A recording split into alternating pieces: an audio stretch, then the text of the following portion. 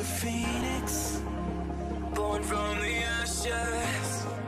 I take care of my own. Torn down where assassin, you can't suffocate my spirit.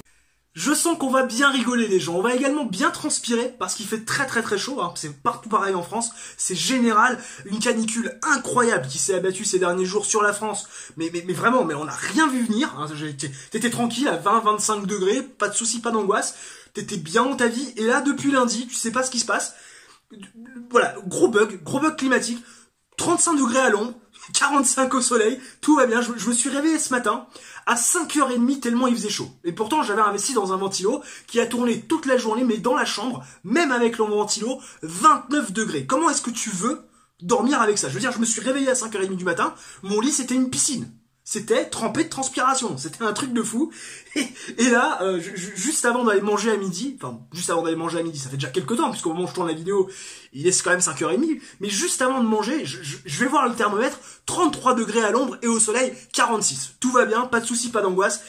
La vie est belle, la vie est vraiment belle. Et d'ailleurs, hein, j'ai juste mis un t-shirt pour la vidéo parce que je me suis dit que j'allais quand même pas vous montrer mon torse et mes magnifiques pectoraux, parce que oui, je pense que j'allais en faire jalouser plus d'un. J'ai également mis une casquette parce que mes cheveux avec la transpiration et la sécheresse, parce qu'il fait vraiment super sécos, c'est un truc de fou. Alors, mes cheveux, c'est même plus des cheveux, c'est devenu de la paille.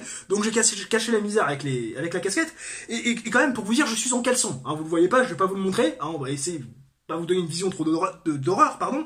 Mais voilà, je suis en caleçon et depuis ce matin, je me balade en calbar chez moi. Ce qui d'habitude n'arrive jamais. Mais là, il fait tellement chaud que c'est impossible. Je veux dire, c'est quand même un truc de fou. Hein. J'ai ouvert le volet à 5h30 du matin jusqu'à 6h, 7h pour que la fraîcheur rentre et il fait quand même 31 degrés dans la baraque. J'ai tout fait pour qu'il fasse frais. J'ai regardé les tutos sur internet, mais rien à faire. Il fait 32 degrés, si je dis pas de bêtises, dans la baraque. C'est une putain de canicule. Enfin, 32 degrés, pardon, à l'étage. Parce que oui, il faut savoir que j'ai un rez-de-chaussée, enfin un garage, un rez-de-chaussée et un premier étage dans la maison. Et forcément, il fait 32 degrés. Plus tu montes, plus il fait chaud. Et voilà, c'est la canicule dans la chambre. Donc je vais essayer de faire une vidéo assez courte, histoire quand même de ne pas trop mourir. Donc je vous le disais, on va bien rigoler hein, sur cette chaîne Parlons Catch, la chaîne de catch qui parle de catch sans langue de bois. Vous le voyez, décor que vous n'avez pas l'habitude généralement d'avoir sur la chaîne. Hein. C'est vrai que c'est la 3e vidéo seulement en facecam. Pourquoi facecam? Parce que eh bien Célian n'est pas présent. Hein, je pense que ça ne surprendra personne. Célian donc il n'était pas disponible. Hein, jeudi on aurait dû tourner la vidéo. Il n'était pas disponible. Du coup je me suis pas cassé le cul à regarder SmackDown Live. Et vendredi il faisait tellement chaud que j'ai décidé d'aller me baigner dans le lac histoire de piquer une tête dans la mare. J'étais à 1000 lieues de vouloir regarder SmackDown Live, j'avais envie de tout sauf de regarder SmackDown Live. Et donc cet après-midi, en regardant les championnats de France de cyclisme, je me suis dit putain de merde, j'ai un peu oublié quelque chose, c'est de faire la review de SmackDown Live. Et avant de faire la review, il faut quand même regarder le show. Et donc je m'apprête à vous faire une review un petit peu coup de gueule de ce SmackDown Live, parce que oui, hein, c'est vrai que beaucoup, en cliquant sur la vidéo, vont se dire mais pourquoi Vico tu t'emmerdes à faire une review de SmackDown Live sachant que j'étais absolument de la grosse merde? Et bah tout simplement parce que dans la mesure où j'ai perdu 1h20 de ma vie, enfin, j'ai eu l'impression de perdre 1h20 de ma vie, j'ai quand même envie à un moment donné de vous proposer quelque chose de concret pour me persuader que j'ai pas tout perdu non plus. Donc je vais faire le procès de ce SmackDown Live qui était encore une fois bien de la merde. D'ailleurs, une fois les pas coutumes, si, d'habitude, une fois n'est pas coutume, SmackDown est meilleur que Raw, mais là, depuis 2 semaines, et ça fait 2 semaines d'affilée, que c'est le cas, SmackDown Live est moins bon que Raw, ou plutôt Raw est moins pire que SmackDown Live. Alors, on va essayer de prendre les termes à peu près justes, parce que c'est encore pas folichon, hein. Monday Night Raw, ça casse pas un 3 pattes à un canard, mais alors SmackDown Live, c'est très loin de le faire. Bref, on va donc rentrer dans la review de ce SmackDown Live absolument horrible. Enfin, c'est même pas qu'il est horrible, c'est pas qu'il est mauvais, c'est simplement il a aucun sens, et surtout, il est inintéressant. C'est bourré de non-sens, et bourré de manque d'intérêt. Je veux dire, comment veux-tu que moi, fan de catch, qui quand même regarde la WWE de manière constante depuis 11 ans, qui n'a pas raté un seul show de weekly ou de pay-per-view depuis, quand même, janvier 2008, comment veux-tu que moi, qui réussis au fur et à mesure des années à me forger un esprit critique, je m'intéresse à ce show, tu vois. SmackDown Live, c'est un petit peu comme un mauvais film. Tu vois, c'est pendant 1h20, il se passe rien. T'as l'impression de perdre du temps. T'as l'impression de perdre du temps, d'avoir perdu 1h20, 1h30 de ta vie. Tu vois, c'est ce genre de film sans saveur. SmackDown Live, c'est ça. C'est un film sans saveur où il se passe rien du début à la fin. Et pourtant, quand tu te poses devant un écran, quand tu visionnes un produit, ce qui est important, c'est le début.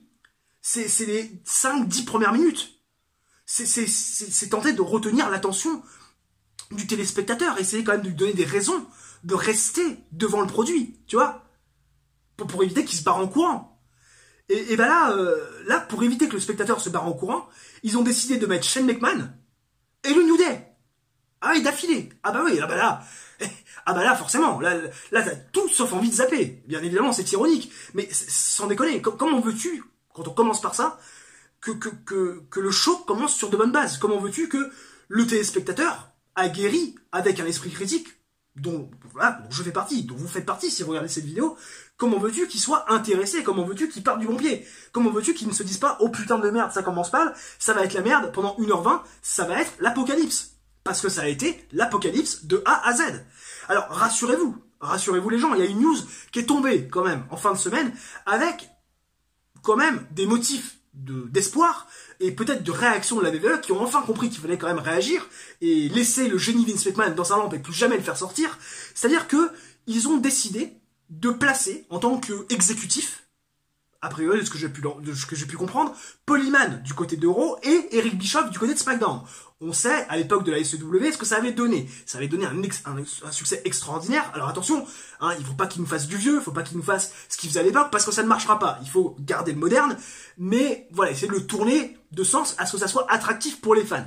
Donc, forcément, la présence de Paul Heyman en tant qu'exécutif à Raw et finalement de Eric Bischoff à SmackDown Live, hein, exit Triple H, qui a été un petit peu snobé par Vince McMahon, et je pense que c'est clairement volontaire, histoire quand même de faire comprendre à Triple H que Vince McMahon reste le patron. Alors je sais pas si Eric Bischoff et Paul Heyman auront les pleins pouvoirs, auront la décision finale. Est-ce que Vince McMahon, le génie qui sortira de sa lampe, va encore nous faire chier et nous gâcher tous nos shows? On verra bien, mais ce qui est sûr, c'est que le motif d'espoir est quand même permis avec Paul Heyman à Raw en tant qu'exécutif et d'Eric Bischoff à SmackDown Live. Mais en attendant, avant ça, les gens, on va quand même parler de ce SmackDown Live du 25 juin dernier, qui était en direct de je ne sais plus où aux États-Unis, parce que je n'ai pas pris la peine de noter la ville haute du show, tellement c'était de la merde et tellement ça n'en vaut pas la peine. Comme je vous l'ai dit, on a commencé avec Shane McMahon, qui fait donc l'ouverture du show, et j'ai vu sa grosse face de patate arriver. Voilà, dès que t'arrives, dès que t'allumes l'écran, hein, t'as la fameuse intro de la WWE, et une seconde plus tard, écran noir, et tu te retrouves avec quoi? Avec la tête de Vince McMahon. Bam! La tête de Shane McMahon, excuse-moi. Bah! Terminé. T'es là, tu fais, oh putain, qu'est-ce qui se passe? Sa putain de tête de grosse patate. Hein, tu vois, il insulte quand même le père du Miz d'avoir une tête de patate, mais la tienne, elle est quand même pas mal non plus. Et le mec nous chie de la merde, mais c'est un truc de malade. Enfin, je veux dire, oui, chier de la merde, c'est logique que tu me diras. Et je veux dire, il nous parle de l'Undertaker, il nous parle de son association avec Drew McIntyre, de sa rivalité avec Reigns, sa rivalité avec le Deadman, qui était là, qui a pris parti pour Roman Reigns.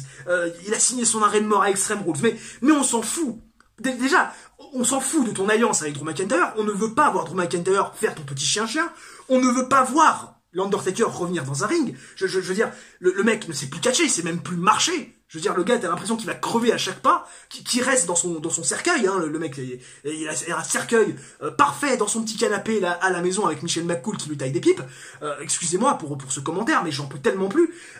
Donc reste chez toi, nous fais pas chier. Et Roman Reigns, bah, on a peut-être envie de le voir dans une autre rivalité qu'avec Shane McMahon. Alors je sais bien que Undertaker avec Roman Reigns, ça va permettre de garder la pop autour de Roman Reigns, ça va permettre de garder un Roman Reigns populaire auprès des fans, et peut-être d'augmenter les ratings pour Extreme Rules, mais putain de bordel de merde, épargnez-nous ça, quoi. Mes yeux vont saigner, et surtout, au-delà de ce match dont on a rien à foutre et qu'on peut pas voir, on s'en fout de toi, Shane McMahon. Arrêtez de pusher ce mec. Déjà de une, il est pas au niveau pour être pushé, et surtout, je comprends la frustration des mecs dans les backstage qui voient Shane McMahon chaque putain de semaine leur piquer leur opportunité. Bordel de couilles, arrête de prendre la spotline. Il y a 25 minutes de Shane McMahon par show. C'est encore pire que quand le mec était general manager. À vrai dire, je signerais des 2 pieds de 2 mains pour que Shane McMahon redevienne general manager et qu'il arrête. Et qu'il arrête de truster tout. Parce qu'à la rigueur, il avait 10 minutes, Shane McMahon à l'époque. Maintenant, il en a 25. 25. Tu pètes un plomb. Tu ne peux que péter un plomb. Derrière Kofi Kingston, le New Day. Alors, tu passes d'un truc indigeste à un autre truc indigeste. Les mecs voulaient te faire gerber dès le début, quand même. Tu vois, ils n'ont pas compris le principe du début de show, du début de produit, du début de programmation. Hein, ils se sont dit, tiens, la merde d'abord, ça va faire vendre la merde, tu vois. Kofi Kingston, le New Day. Le New Day, j'en peux plus, ça me sort par les yeux. Je veux dire, c'est tout le temps la même chose. Chaque putain de semaine, c'est la même chose. Avec le retour de Big E, on est encore reparti dans quelque chose de plus réchauffé que ce qu'on avait déjà, alors que l'autre était pas encore revenu parce qu'il était blessé. Alors, encore tant mieux pour lui, pour Big E, d'être revenu, de se remis de sa blessure. Pas de souci, pas d'angoisse, mais putain de bordel de merde. J'aurais préféré qu'il reste sur la touche si c'était derrière pour revoir des trucs qu'on voyait déjà il y a 1 an et demi, 2 ans. Je veux dire, le titre se perd dans la masse. Le titre n'est pas important. Kofi Kingston n'arrive pas à faire ressortir ce titre, n'arrive pas à le faire briller.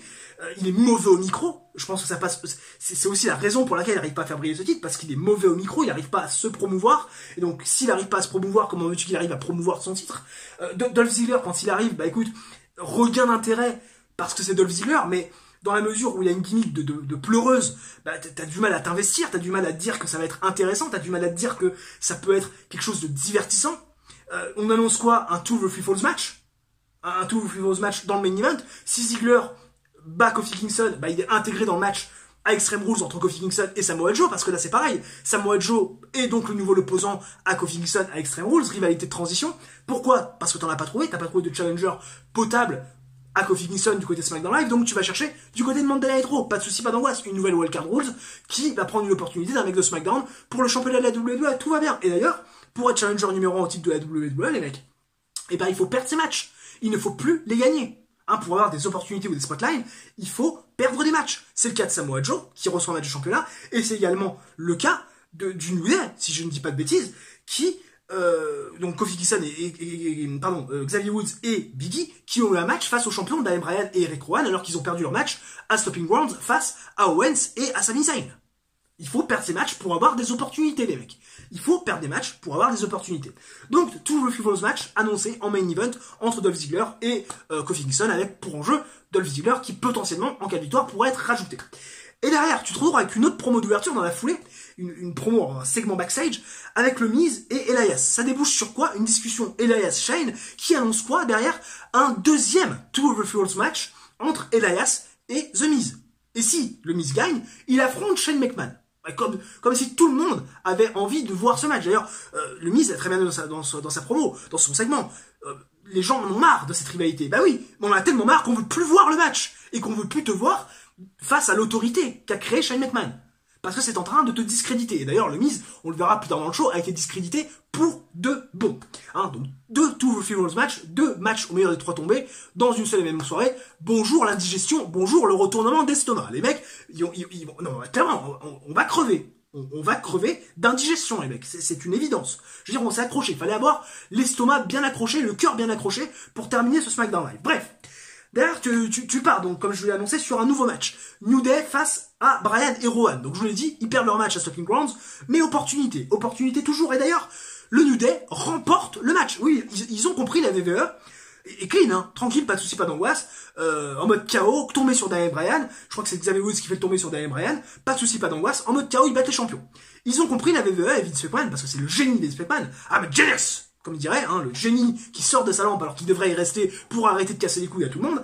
Et ben, voilà, Rowan et Bryan, en tant que champion tag team par équipe, donc, c'est chaque team par équipe, oui, donc tag team de la WWE et donc de SmackDown Live, je vais quand même arriver à parler français, à pas trop mélanger les termes américains et français, essayer quand même de faire des phrases complètes, un sujet, un verbe et un complément. Ça pourrait quand même être intéressant, et surtout plus digeste pour vous à l'oreille, éviter de vous faire saigner les tympans, ça serait quand même cool.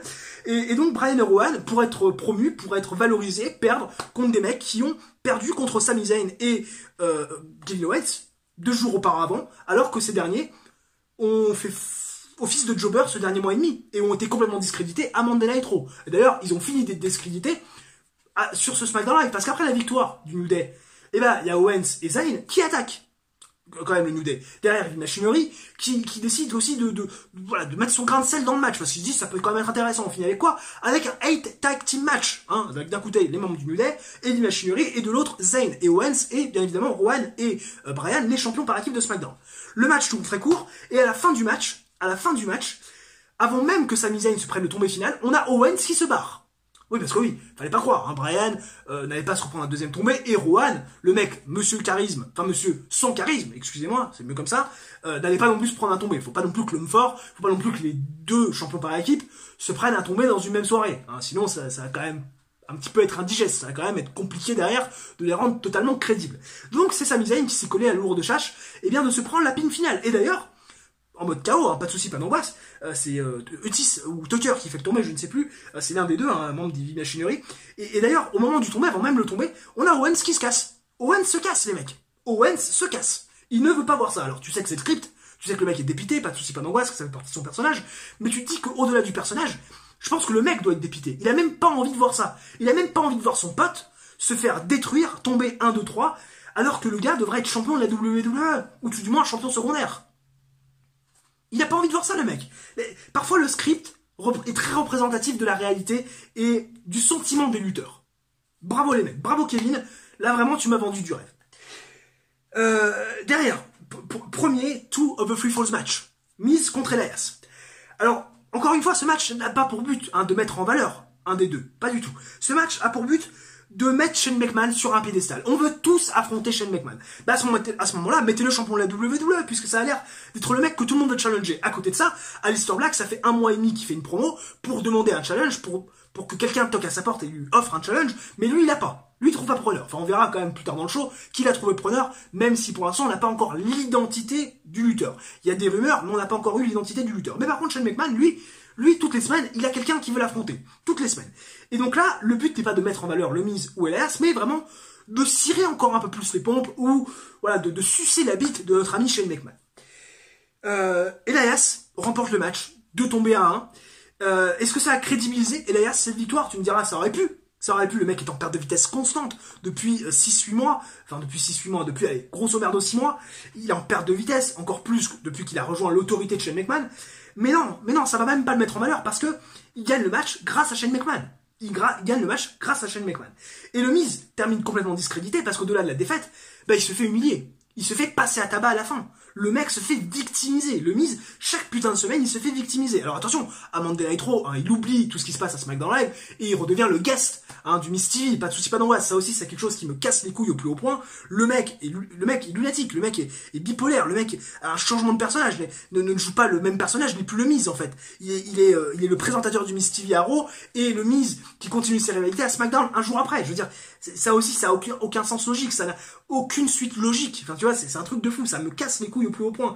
Et le Miz se fait victimiser. Le Miz est mort. Le Miz est perdu. Ceux qui le voyaient champion de la WWE, voilà, je faisais partie de ces gens qui voulaient le voir champion de la WWE, qui voulaient le voir avoir un deuxième règne, sachant que le premier, il n'était pas prêt, il n'a pas été bon. J'avais envie de voir ce qu'il pouvait faire avec le titre WWE maintenant. Bah, c'est mort, les gars. Le Miz ne touchera pas le titre de la WWE cette année. Hein, et à mon avis, il va avoir du mal à se relever l'année prochaine. À mon grand désarroi. Derrière, segment, on enchaîne. Alors là, les gens, on a eu le retour. Alors là, les gars, sur un seul segment d'une minute 30, d'une minute même, on a eu 2 retours. Finn Balor, son titre intercontinental sur l'épaule, le mec est toujours vivant, et Shinsuke Nakamura. Ouais, alors les deux, on les croyait morts, portés disparus, surtout Shinsuke Nakamura que t'as plus vu depuis 3 mois, mais Finn Balor c'est pareil, depuis Super Showdown, porté disparu, comme Andrade Cien Almas, que tu ne vois pas non plus, tu te demandes quand est-ce qu'il va commencer sur la magnifique rivalité avec Apollo Crews, on a tous là hâte de voir ce qui va se passer, hein. Tu me diras, Apollo Crews, là, mais là, oh, quel big star, vraiment, il y a des gros plans pour une grosse rivalité, gros plans, gros projet Andrade Cien Almas, ça c'est clair, hein. C'est pas ironique du tout. Et donc tu te retrouves avec un segment, Balor Nakamura, on lui demande à Finn Balor qu'est-ce que ça va être la suite pour son titre intercontinental qu'on croyait disparu, qu'on croyait finalement plus d'actualité, qu'on pensait peut-être dissous par la WWE. Et ben le challenge apparemment est répondu, on répond au challenge, celui qui répond au challenge, plutôt, j'arrive à parler français, c'est Shinsuke Nakamura. Bah ouais, tu me diras, c'est la tournée au Japon. Alors ouais, faut bien donner une opportunité à Nakamura, histoire qu'on vende des billets du côté de Tokyo. Bah ouais. Bon, après, Nakamura, il peut aller niquer sa mère en vrai, mais bon, là, pour la tournée japonaise, faut quand même Shinsuke Nakamura, quoi. C'est de donner quand même un intérêt pour essayer de faire vendre 2-3 billets, si tant est que les gens soient encore, du côté du Japon, intéressés, intrigués par Shinsuke Nakamura. Bon. Who give a fuck. Vraiment, who give a fuck. Derrière, un autre truc, who give a fuck. Nikki Cross contre Bayley. Et stipulation intéressante, si Nikki Cross gagne, Alexa Bliss aura une nouvelle opportunité au titre. Parce que oui, on sait que Bayley a gagné du côté Stomping Grounds, à cause du pétage de plomb, enfin, grâce pour elle, du pétage de plomb de Nikki Cross, qui a finalement coûté le match à Alexa Bliss. Nikki Cross remporte le match. Alors, encore une fois, il n'y a rien à retenir dans la rencontre, c'était nul à chier. Nikki Cross ne sait pas catcher, mais très clairement, elle a un personnage, elle a un charisme, elle a une certaine une certaine attractivité, mais elle est très nulle dans un ring. Bayley, elle a pas réussi à porter le match. Voilà, je me suis fait chier de A à Z. Victoire de Nikki Cross. On va se rattraper à un Alexa Bliss contre Bayley en rivalité de transition, parce que tu sais très bien que Charlotte Flair va revenir à SummerSlam, qu'on va avoir Bayley, Charlotte Flair, que Charlotte Flair va certainement prendre le titre, parce que ça m'étonnerait qu'on fasse garder le titre à Bayley très très longtemps. Mais je veux dire, une nouvelle rivalité de transition en attendant SummerSlam et le retour de Charlotte Reigns. Je sais pas, tu pouvais donner une opportunité à une fille de SmackDown Live. Hein, exemple Carmella, qui n'a rien prévu, ou je sais pas moi, tu t'aurais peut-être pu donner également à Sonya Deville, ou si tu voulais pas donner à Sonya Deville, peut-être sauver le soldat Ember, qui est parti dans une rivalité avec Sonya Deville et Mandy Rose. On aura certainement un match tag team Mandy Rose, Sonya Deville, Carmella, Ember Moon, pour essayer de finaliser la rivalité qui n'intéresse personne, si tant est que c'est vraiment une rivalité, hein, mais bon, voilà, Ember Moon est plus occupé à feuder contre ces filles-là parce qu'elles lui ont cassé la Game Boy, plutôt que finalement feuder pour une rivalité d'importance. Donc voilà, le show de transition, Extreme Rules, hein, c'est pas parce que c'est show de transition qu'il peut pas avoir de changement de titre, mais un show de transition, non, tu vas pas donner une opportunité à une fille de SmackDown Live, tu vas donner une opportunité à Alexa Bliss, à Alexa Reigns, à Alexa Flair. Voilà, tu donnes finalement une opportunité à une fille qui est qui est à nouveau apte à catcher depuis 2 mois, et à qui t'as déjà donné 2 opportunités au titre en 2 mois. Pas de soucis, pas d'angoisse. Hein, une Ember Moon, ça fait 1 an qu'elle attend. Une Carmella, ça fait presque 1 an qu'elle a plus été championne. Une Sonya Deville, elle a jamais eu d'opportunité. Jamais de chez jamais. Tu vois ce que je veux dire? Pour vous dire, je préférerais voir Lana challengeuse numéro 1. D'ailleurs, qu'est-ce qu'elle fait, Lana? Est-ce qu'elle est encore vivante? J'en sais rien. Je préférerais voir Lana challengeuse numéro 1 plutôt qu'Alexa Bliss. C'est vous dire, quand même, à quel point j'en ai déjà plein le cul d'Alexa Bliss. Vraiment, là, c'est pour le coup... voilà, quoi, hein. Derrière, ensuite, qu'est-ce qu'on a eu? Ah bah, on a eu le meilleur show, le meilleur moment de la soirée, les gens. Le titre 24/7, le segment 24/7 avec R-Truth et Carmella. Avec Drake Maverick aussi, qui est absolument incroyable. C'est un titre, c'est des jokes de A à Z. Ce titre ne vaut pas un copec. Tu ris jaune 1 semaine sur 2. Bon, là, pour le coup, j'ai bien rigolé. Mais c'est le seul truc qui est divertissant. C'est le seul truc qui est divertissant. Drake Maverick est énorme. R-Truth, dans son rôle, est parfait aussi. Carmella, R-Truth, il y a une certaine alchimie. Ça, c'est clair, c'est plus à prouver. T'as toujours cette foule de jobbers qui veulent avoir une opportunité au titre, qui arrêtent pas de courser R-Truth. C'est répétitif, des fois tu rigoles jaune, des fois ça fait pas rire. Là, ça m'a plutôt marré, mais je veux dire, c'est le seul truc qui a un minimum divertissant. Et c'est le titre 24/7. C'est vraiment le titre hardcore 2.0, tu vois, qui est très très loin finalement de son ancêtre, hein, très très loin en termes de qualité de son ancêtre, de son illustre aîné. Mais voilà, c'est le seul truc qui est divertissant. C'est quand même fou de dire que ça, c'est le meilleur truc du show, quoi. Limite, ça me fait presque... ça me presque saigner la bouche, en fait, de dire ça. Tellement ça me choque. Un autre truc qui m'a choqué, c'est la mise en valeur d'Ember Moon. Bah oui, parce qu'Ember Moon, ça fait quand même un petit moment qu'on l'a plus vu, hein, voilà, fait segment backstage où ça fait casser sa Game Boy, oui, le personnage Ember Moon, qui est un personnage assez mystique, non, au lieu de rester dans son personnage très mystique, un petit peu comme Aleister Black, qui lui aussi est parti de son personnage très mystique à la demande de Vince McMahon, parce que Vince McMahon ne regarde pas NXT et ne se renseigne pas au préalable, bah Ember Moon, elle joue la Game Boy, elle a oublié son personnage mystique, son personnage un petit peu de démon, non, là, elle joue la Game Boy, pas de soucis, pas d'angoisse, et ce qui l'intéresse, c'est pas des titres, c'est se venger des personnes qui lui ont cassé la Game Boy, hein. Comme s'il avait pas les moyens de se racheter une deuxième, quoi. Je veux dire, je sais pas, combien tu gagnes à la WWE, je veux dire, tu gagnes en 1 mois ce que moi, je vais gagner, je sais pas, moi, en 1 an. Voire peut-être plus, je sais pas, j'en sais rien. Hein, je sais pas, peut-être qu'Ember Moon, je sais pas comment elle gagne, Ember Moon, peut-être qu'elle gagne 500 000 par an, j'en sais rien, 300 000, j'en sais rien. Bref, mais elle gagne en 1 mois ce que moi je gagne en 1 an, au final. Donc, sans déconner, même plus, en 1 an et demi, puisque je sais plus combien je gagne un peu plus que, je crois que je suis à 1350 net, tu vois, c'est pour te dire. Donc ouais, elle gagne peut-être en 1 mois ce que moi je gagne en 1 an et demi. Donc, vraiment, t'as pas les moyens de te racheter une Game Boy.